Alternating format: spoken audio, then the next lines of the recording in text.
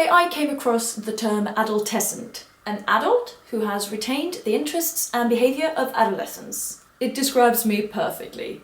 But how did I end up here? I'm going to explain this in quite excruciating detail. Get ready. Lately, I've realised that my emotional development has had a bit of a Benjamin Button-esque arc. About 25 years ago, I started talking, and I haven't stopped since. The thing is, when you talk a lot, some of it ought to be profound and clever.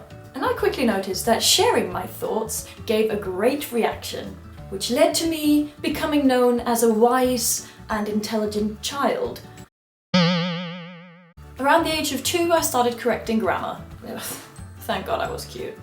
When I reached the age of 5, I had my first existential crisis. Someone had told me that the sun had lived for more than half its life. Now this was greatly upsetting to me. Not because I thought that that would mean that the sun would somehow disappear. No, I was really upset because this meant that the sun had gone halfway through its life and it probably didn't know. No one had told the sun that it was going to die.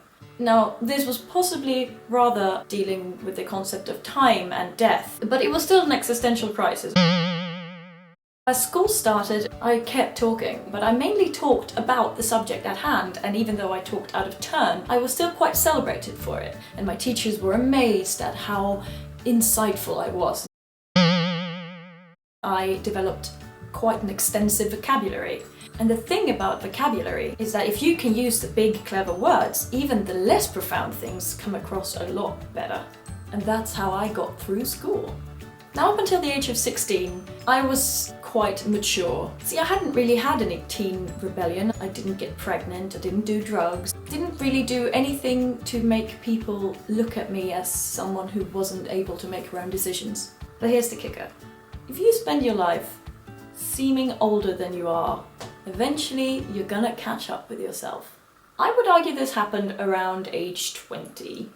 When I finished school at 19, I went off to England to be an au pair. I went, I worked, I made great friends, I partied, I fell in love with a British boy.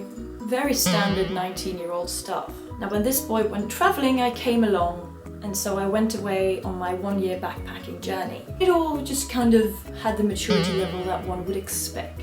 And as I came back home, I applied to university, and I decided to do literature, and I settled down to have a semi-quiet uni life. But this, I fear, is where it all turned around. See, I started doubting my study choices. Do I want to be an academic? Do I want to study at all? Maybe I want to work full-time. Maybe I want to be a teacher. That last one I tried, gave it a real go, but discontinued the 5.5-year course after 1 year. But you know, it wasn't me. Wasn't I meant to do something more exciting? I also started having strops to my parents, which is something I hadn't done before. Oh, just remember that you have to sort it by colour.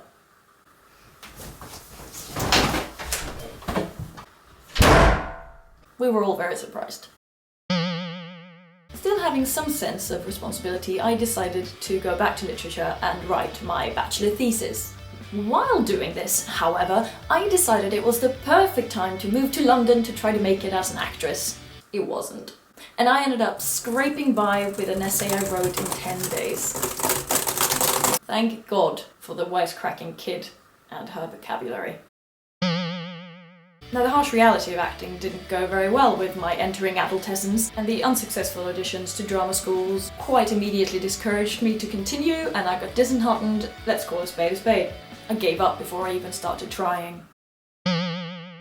Maybe I want to be behind the camera. Maybe I want to write. Did I write? No. Instead, I got a job at a pub, a late-night venue, and I had the vampire lifestyle, except I drank copious amounts of alcohol rather than blood.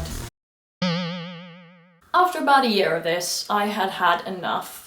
I swapped the party lifestyle for an introverted one, with me staring into my own eyes into the mirror, feeling all the feelings, crying all the tears, and feeling like no one would ever understand, so why even bother trying? I dyed my hair red and I tried to find my own personal style. And then I delved into the online world. I got on all the social media and I joined the ranks of the Walking Dead, the phone staring kind. And I even found myself so interesting and so unique that I started a YouTube channel. Like and subscribe.